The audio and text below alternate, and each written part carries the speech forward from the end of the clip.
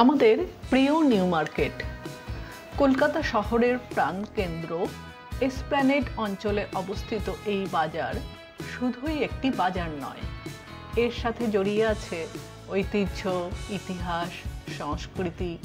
এই শহরের প্রাণস্পন্দন। বহু কলকাতাবাসীর কাছে নিউ মার্কেট আবেগের এক অন্য নাম। এমন অনেকেই আছেন যাদের নিউ মার্কেট না এলে শপিং কমপ্লিট হয় না। তা সে পূজা, ঈদ, ক্রিসমাস, যে উৎসবই হোক না কেন। আর শুধু কলকাতা কেন, এখানে আসা যে কোনো পর্যটকের কাছেই প্রধান গন্তব্যের তালিকায় থাকে এই নামটি। যদিও এই মার্কেটের একটি অফিসিয়াল নাম আছে, তা হলো স্যার স্টুয়ার্ট হগ মার্কেট বা হগ সাহেবের বাজার। কিন্তু আমাদের কাছে সে চিরচেনা নিউ মার্কেট, তা যতই তার বয়স 150 বছর হোক না কেন। এখানে এলে প্রথমেই যা নজর কেড়ে নেবে তা হলো জন অরণ্য। মানুষের কোলাহল, দোকানীদের হাঁকডাক, ক্রেতা বিক্রেতার দরাদরি, অল্প বয়সীদের উল্লাস, সব মিলিয়ে যেন এক বর্ণময় ছবি। নিউ মার্কেটের মূল বিল্ডিং ও সংলগ্ন সমগ্র অঞ্চলটিকেই বলা হয় নিউ মার্কেট। আর কত যে বিচিত্র পণ্যের সমাহার এই বাজারে! বলা হতো আলপিন থেকে হাতি সবই পাওয়া যায় হক সাহেবের বাজারে।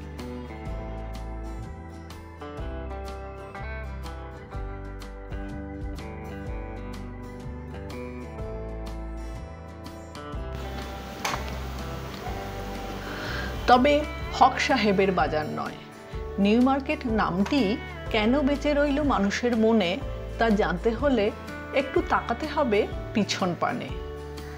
পলাশীর যুদ্ধের পর বাংলার শাসন ক্ষমতা আসে ইস্ট ইন্ডিয়া কোম্পানির হাতে।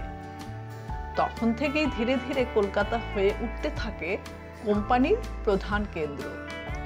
একে একে গড়ে উঠতে থাকে আপিস, আদালত, বিভিন্ন প্রশাসনিক দপ্তর, আর তার সাথে পাল্লা দিয়ে বেড়ে চলে জনসংখ্যা। কোম্পানির কাজকর্ম টিকিয়ে রাখতে বহু ইউরোপিয়ান সাহেব মেমদের আগমন ঘটে এই শহরে। তাদের দৈনন্দিন প্রয়োজন মেটাতে সরকারি উদ্যোগে একটি বাজারের দাবি ওঠে, কারণ তখন যে স্থানীয় বাজারগুলি ছিল সেখানে নানা বিষয় নিয়ে দেশীয়দের সাথে সমস্যা দেখা দিতে লাগলো। আর সেই দাবি মেনেই 1871 সালে তৈরি হয় ক্যালকাটা মার্কেট অ্যাক্ট। কিছুদিনের মধ্যেই শুরু হয় এই বাজার নির্মাণ। এই বাজারের ভিক্টোরীয় গথিক স্থাপত্যশৈলী যা আমাদের আজও মুগ্ধ করে, তার স্থপতি ছিলেন রিচার্ড রস্কেল বেইন। তিনি ছিলেন ইস্ট ইন্ডিয়া রেলওয়ে কোম্পানির একজন স্থপতি। বাজারটি চালু হওয়ার বেশ কয়েক বছর বাদে এর নামকরণ হয় স্যার স্টুয়ার্ট হগ মার্কেট, তৎকালীন কমিশনারের নামে। রাজধানীর সাহেব মেমদের বাজার বলে নিউ মার্কেটের ছিল এক স্বতন্ত্র মর্যাদা। 1874 সালে 1 জানুয়ারি এই মার্কেট খুলে দেওয়া হয় ইউরোপীয় জনগণের জন্য। কলকাতার প্রথম কর্পোরেশন মার্কেট বলে লোক মুখে এর নাম হয়ে যায় নিউ মার্কেট। ওই ঘড়ির টাওয়ার আর লাল ইটের দালান আজও বহন করে চলেছে সেই পুরনো দিনের সাক্ষ্য।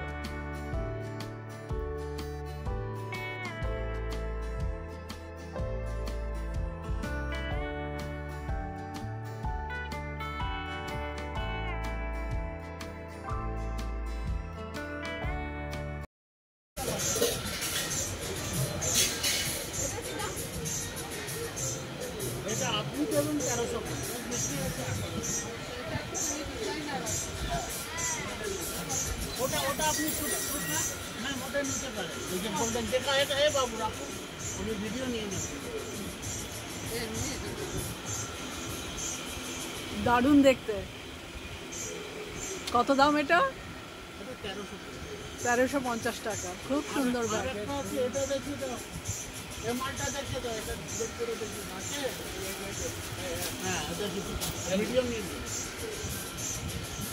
এটার দাম কত?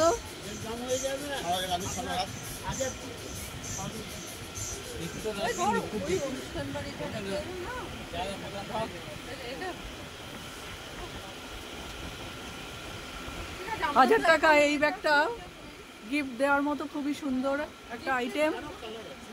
অনেক কালারও পাওয়া যাবে এটার। এখানে এলে সব রকম ব্যাগ, সব রকম সাইজের, নানা বাজেটের সব রকমই পাওয়া যাবে, আর সবগুলোই খুব পছন্দসই। আজ আমরা এসেছি সেই শতাব্দী প্রাচীন মার্কেটে একটি ব্যাগ কিনতে। এখানে রয়েছে আমাদের দীর্ঘদিনের চেনা দোকান লেদার ক্লাস, যেখানে পাওয়া যায় সাধ্যমতো দামের নানা ধরনের চামড়ার ব্যাগের সংগ্রহ। এই দোকানে এলেই অদ্ভুত একটা আত্মীয়তা অনুভব হয়। এনাদের উষ্ণ অভ্যর্থনা, আন্তরিক আপ্যায়ন মন ছুঁয়ে যায়। ক্রেতা বিক্রেতার গণ্ডি ছাড়িয়ে এই যে এক আত্মীয়তার বন্ধন, এসব কি আর অনলাইন শপিংয়ে পাওয়া সম্ভব? আর এই সব কিছুই বোধহয় আজও বাঁচিয়ে রেখেছে 150 বছরের প্রাচীন এই বাজারটিকে।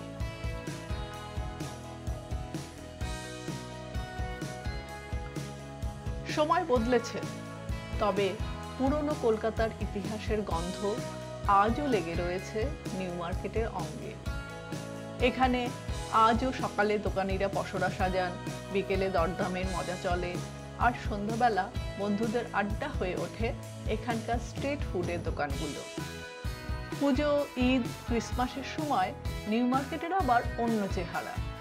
মায়াবী আলোর মালায় সেজে সে তখন মোহময়ী। নিউ মার্কেট আসলে শুধু বাজার নয়, এটি এক জীবন্ত মেলবন্ধনের জায়গা, যেখানে পুজোর শপিং, ঈদের আতর আর বড়দিনের কেক একই রাস্তায় হেঁটে যায়। বাঙালির উৎসবের স্মৃতি যতদিন থাকবে, নিউ মার্কেট ততদিন থাকবে আমাদের হৃদয়ে এক অমলিন চিরন্তন ঠিকানা হয়ে। যদিও আজ খুব অল্প সময়ের জন্য এসেছি, তাই পুরো মার্কেট ঘুরে দেখানো সম্ভব হলো না। তবে ইচ্ছে রইল নিউ মার্কেটের উপর ডিটেল একটি ভিডিও বানানোর, যেখানে থাকবে জানা অজানা নানা গল্প। ভিডিও ভালো লাগলে অবশ্যই লাইক করবেন, কমেন্টে জানাবেন নিউ মার্কেট নিয়ে আপনার প্রিয় কোনো স্মৃতি বা অভিজ্ঞতার কথা, আর সাবস্ক্রাইব করে রাখবেন। আবার আসবো নতুন কোনো গল্প নিয়ে। ততদিনের জন্য ভালো থাকবেন, সুস্থ থাকবেন। ধন্যবাদ।